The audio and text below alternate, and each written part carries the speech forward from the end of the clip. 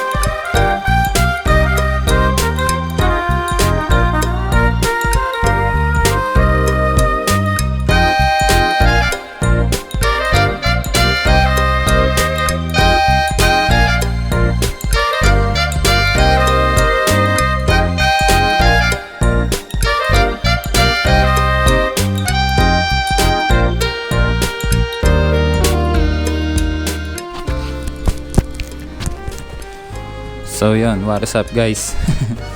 So yun, nakarami tayo ng gawa ngayon.